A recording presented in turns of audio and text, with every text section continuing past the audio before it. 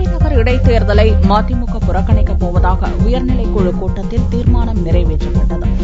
சென்னை எழும்பூர் மதிமுக கட்சி அலுவலகமான தாயகத்தில் திங்களன்று உயர்நிலைக்குழு கூட்டம் நடந்தது. அவைத் தலைவர் வி.பி. துரைசாமி தலைமையில் நடந்த இக்கூட்டத்தில் பொதுச் செயலாளர் வைகோ மற்றும் கட்சியின் உயர்மட்ட குழு உறுப்பினர்கள் கலந்து கொண்டனர். இக்கூட்டத்தில் ஆர்கே நகர் இடைத்தேர்தலை புறக்கணிக்கப் போவதாக தீர்மானம் நிறைவேற்றப்பட்டது. முதல்வர் ஜெயலலிதாவை வேட்பாளராக உள்ளதால் பணம் வெள்ளமாக பாயவிட ஏற்பாடு செய்யப்பட்டுள்ளதாக குற்றம் சாட்டப்பட்டது.